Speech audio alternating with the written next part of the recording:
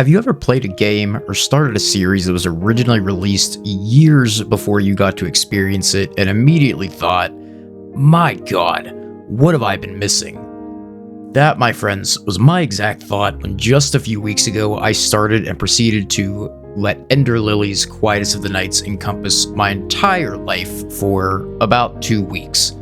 Now, I've already planned and am in the process of making a video talking about just how good Ender Lilies is, but ladies and gentlemen, we have been graced in the year of our Lord and Savior Hidetaka Miyazaki a sequel to this phenomenal Metroidvania called Ender Magnolia, Bloom in the Mist. Ender Magnolia is a sequel that I truly did not know I needed so badly, whereas I was already incredibly impressed and more than pleased with my experience in Ender Lilies. In my already 15 hours of Ender Magnolia, I'm very confident in saying I believe this is genuinely a sequel that has improved on the original work in almost every aspect. The game thrusts us into the role of Lilac, a girl who is what is known as an attuner in the Land of Fumes. We're introduced as well to homunculi, which are a type of robot thing created from human DNA, designed apparently to help with menial tasks. We, however, awaken in a desolate lab, unsure of exactly who we are, why we're there, or, quite frankly, what the hell is going on. One of the biggest changes from Ender Lilies to Ender Magnolia is that where our protagonist Lily, in Ender Lilies, go figure, was silent, communicating only in little head nods and physical gestures such as touching or hugging, things like that, Lilac is anything but that, and thus adds an entire new element of character and story building to the game. In addition to our main character no longer being mute, it doesn't take long for us to discover that, as opposed to Land's End that was completely desolate save for humans and animals ravaged by blight, the Land of Fumes is still quite populated by members of distinct separate social hierarchy, which seems to play a pretty pivotal role in the game's story. Not that that also wasn't a bit of an underlying point in Ender Lilies for anyone who was invested in the story at all.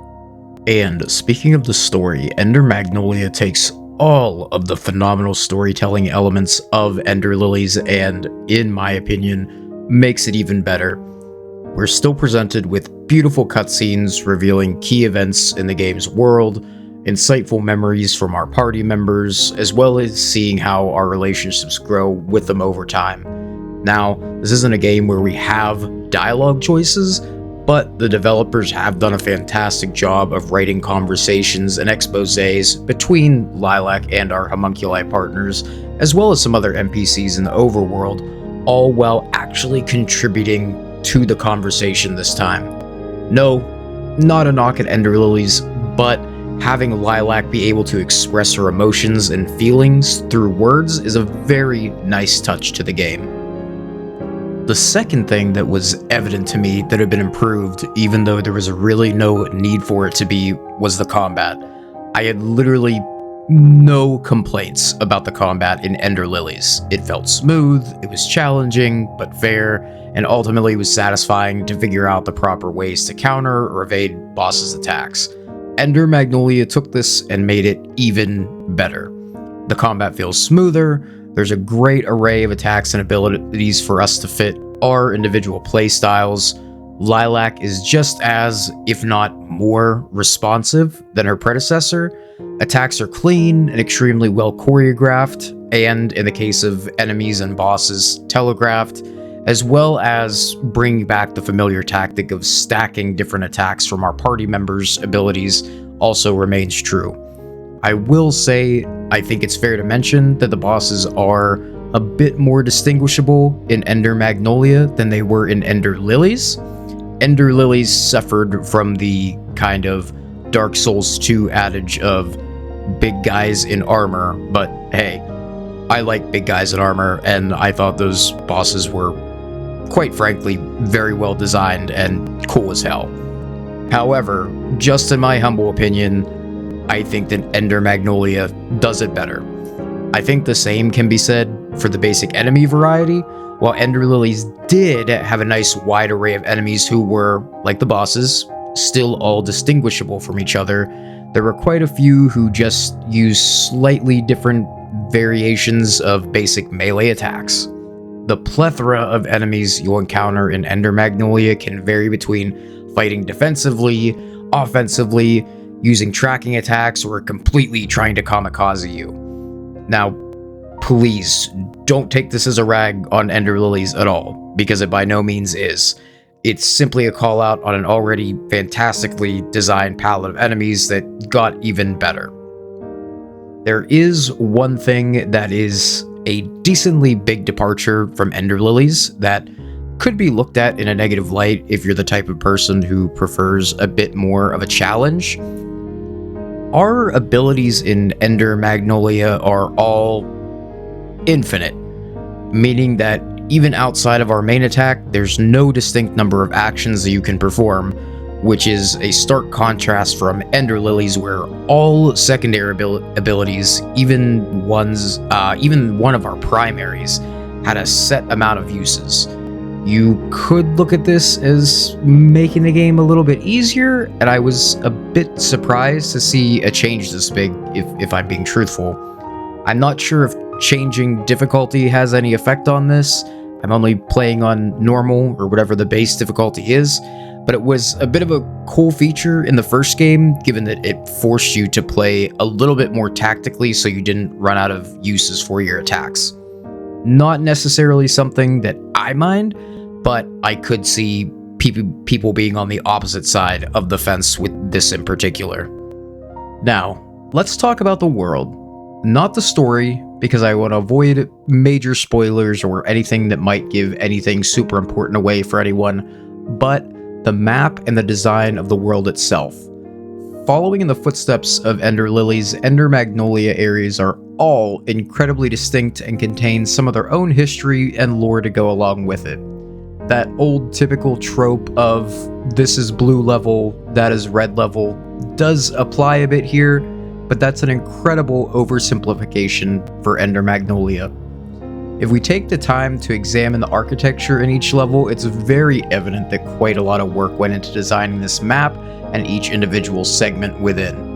The map has clearly defined boundaries and fixed one of what I think was one of the biggest complaints, and actually one of my personal gripes, about Ender Lilies, which was the map transitions. Here, they're actually where the map shows that they are. Now, Ender Lilies had this weird quirk where the map transitions didn't always exactly line up with where the segments changed, which, although I suppose did encourage exploration, it could be a bit annoying at times. It really seems like the devs took some of the feedback and adjusted it so that if you did get lost, you wouldn't have to get an imprint of QWERTY on your forehead to actually figure out where to go next and where to progress.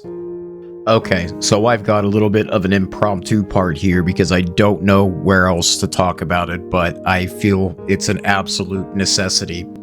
Can we just acknowledge how damn gorgeous this game is?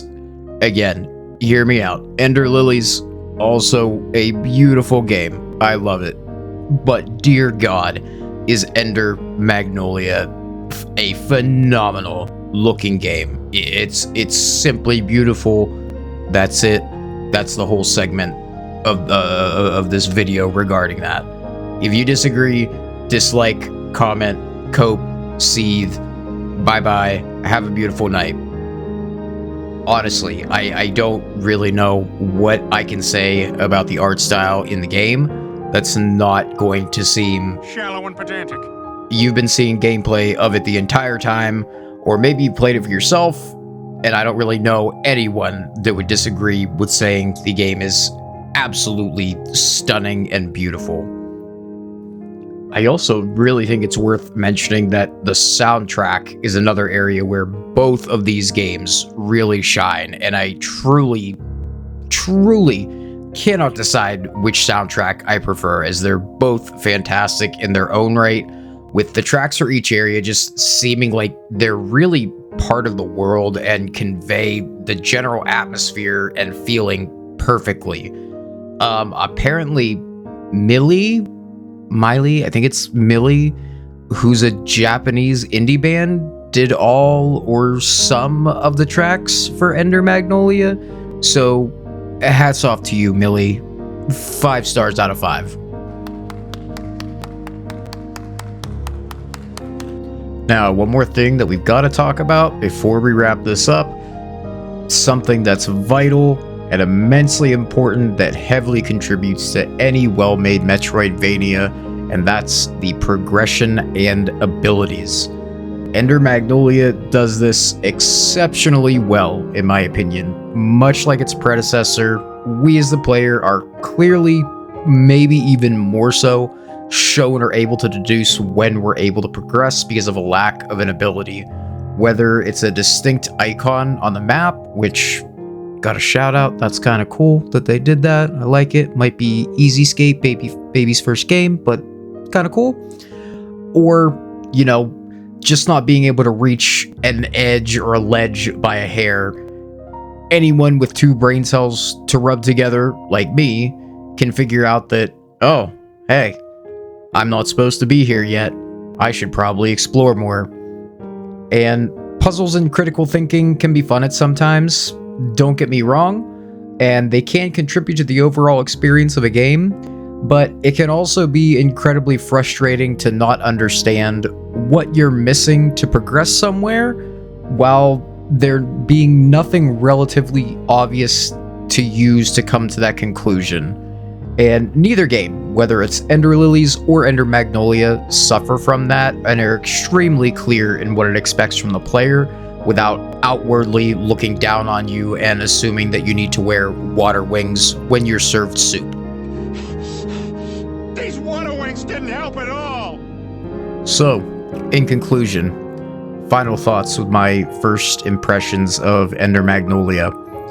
At this point, in my time playing it, I truthfully have not one bad thing to say about the game. I thoroughly enjoy and am in favor of all of the changes that they made from the first game to this. I think all of the changes were done positively. I think everything has been improved. The one minor thing that, as I said, isn't a really big deal to me, but I don't know if anyone actually has a problem with it or not, is regarding the charges on your abilities, but I think that's strictly coming from a difficulty factor. Everything else seems like it's been an improvement on something that was, in my opinion, already a 9 out of 10 game. Combat, fluidity, the story, the art and the graphics, the music, it's all fantastic. I really, really think that Ender Magnolia stands to be a Game of the Year contender just based on what we know is coming out this year so far. I'm not really familiar of anything that is going to, you know, immediately steal that title away, and I'm very curious to see what else comes from it. At this point, I am farther into the game. I definitely took my time working on this, so I am a bit farther in, but my opinions still stand. I can't go back on anything I said. Ender Magnolia is a fantastic game. If you're a fan of Metroidvanias or just kind of hack and slash or adventure games in general, I definitely suggest that you pick it up. I think it's at the $25 price point. You could get on any of the stores. I'm pretty sure it is all cross-plat. You know, obviously it's on PlayStation. I'm pretty sure it's on Xbox. I know for a fact that it is on Nintendo Switch as well. So I would absolutely give it a shot. I cannot recommend the game enough. Once I am concluded with the game, I would like to do a full analysis on it, so stay tuned for that if you're into that type of thing. But if you did make it this far, I'm curious to know if you are playing Ender Magnolia or if you've beaten it, what your opinions are, what your thoughts are of it versus Ender Lilies. Let me know in the comments. I would really appreciate it. And once again, thank you for watching. And until next time, keep gaming. I'll see you then.